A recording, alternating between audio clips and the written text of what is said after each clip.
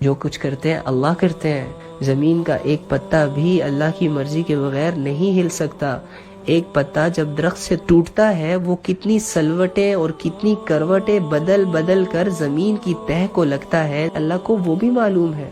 پہاڑ کے اندر پتھر ہے اور اس پتھر کے اندر چھوٹی سی مخلوق ہے، اللہ تعالیٰ اس کو بھی رزق دیتے ہیں. سمندر ہے، سمندر کی گہرائیوں میں جہاں پر سورج کی کرنیں جانا بند ہو جاتی ہے، اس ان ڈیپتھ میں بھی اللہ تعالیٰ کی مخلوق ہے اور اللہ تعالیٰ اسے دیکھ رہے ہیں، اس سے واقف ہے اور اللہ ان کو کھلاتے ہیں پلاتے ہیں. اللہ تو ایسی ذات ہے بھائی.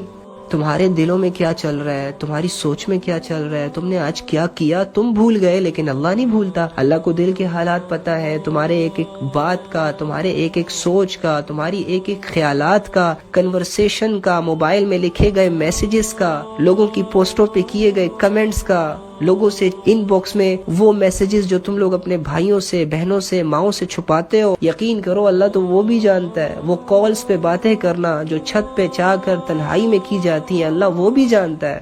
ہم لوگوں نے پتہ نہیں کیا سمجھا ہوا ہے. یقین کرو اللہ تو اللہ ہے بھائی.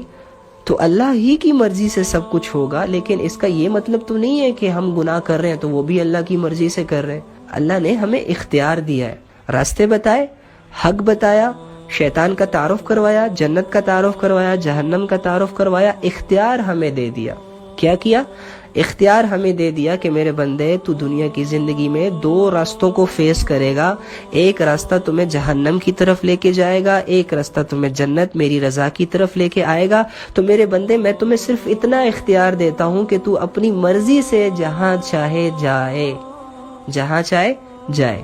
بس اب یہ اختیار ہوتا ہے، یہ وہ فیصلہ ہوتا ہے جو ہمیں روزمرہ کی زندگی میں ہر کام کو کرتے ہوئے کرنا ہوتا ہے.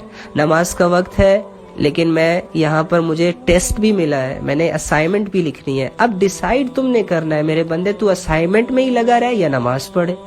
زنا بھی ہے، نکاح بھی ہے، مرضی تیری ہے. تو زنا کی طرف جاتا ہے، نکاح کی طرف جاتا ہے. ہاں یہ جو فیصلہ کرنے کی جو صلاحیت ہے یہ اللہ تعالیٰ نے ہمیں دی ہے. باقی میرے بندے تیری چاہت کے مطابق کچھ بھی نہیں ہوگا. اگر تو یہ چاہتا ہے کہ میں ساری عمر زندہ رہوں، نہیں رہ سکتا. ساری عمر بیمار نہ ہوں، کبھی بھی نہیں ہوگا. ساری عمر تجھے ویسے حالات ملے جیسے کہ تو چاہتا ہے، کبھی نہیں ہوگا. بس تو نے فیصلہ کرنا ہے. دو رستوں کی رہنمائی تو نے اپنی کرنی ہے کہ تو نے کس رستے پہ اپنے جسم کو ڈالنا ہے.